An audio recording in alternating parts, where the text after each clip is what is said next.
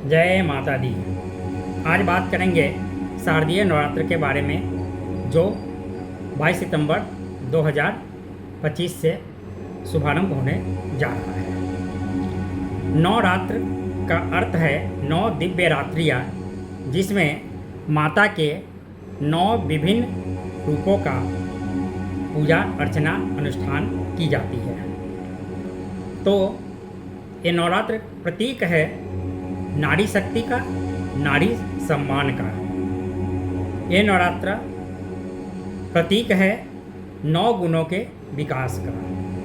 ये नवरात्र प्रतीक है अंधकार से प्रकाश की ओर। यहाँ रात्रि का अर्थ सिर्फ अंधेरा नहीं, ये हमारे अज्ञान का भी प्रतीक है।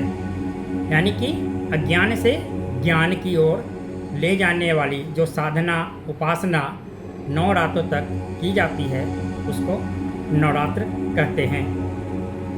तो बात करें पहले पहली रात्रि और माता के पहले स्वरूप शैलपुत्री का। शैलपुत्री यानी कि पर्वत की बेटी, ये स्थिरता और शक्ति का प्रतीक हैं।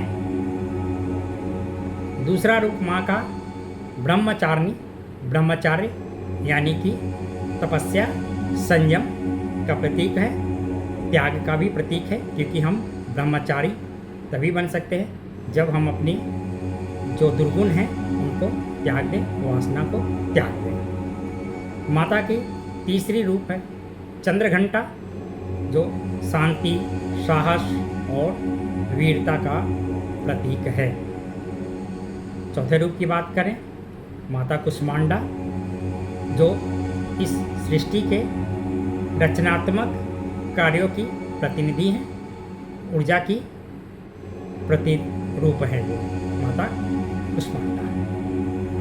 पांचवा स्वरूप है माता स्कंद माता, जो कि मातृत्व शक्ति का, माता की ममता करुणा और पालन पोषण करने वाली शक्ति मानी जाती है।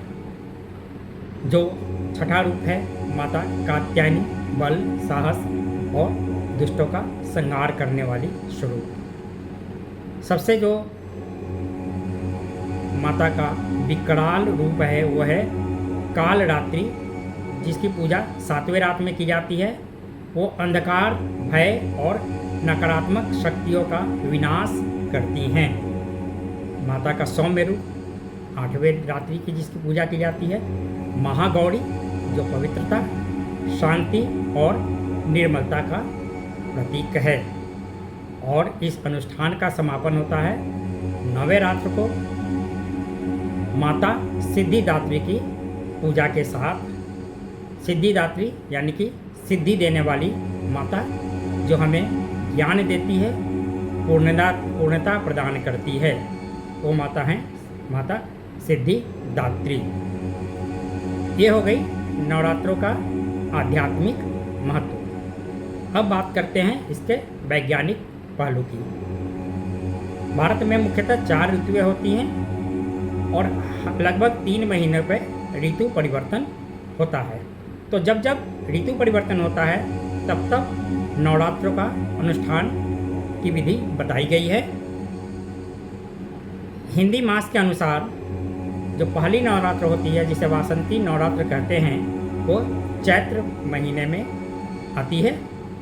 जो दूसरा है नवरात्रि, वो आषाढ़ महीने में आती है, जिसे गुप्त नवरात्रि के नाम से जाना जाता है। तीसरा जो अभी आरंभ होने वाला है शारदीय नवरात्र, ये आती है आश्विन महीने में। और जो चौथी नवरात्र है उसे भी गुप्त नवरात्र के नाम से जाना जाता है, वो माघ महीने में मनाई जाती है। तो इस तरह से नवरात्र की उपासना करके हम अपने बुराइयों का, अज्ञान का नाश करते हैं और अपने अंदर एक नई ऊर्जा, नई चेतना का निर्माण करते हैं, संचार करते हैं, जिससे कि हम आगे आने वाले मौसम के लिए अपने आप को तैयार कर पाएँ और एक नई ऊर्जा उत्साह के साथ अपने सुख समृद्धि के लिए कार्यरत हो जाएं। जय माता दी।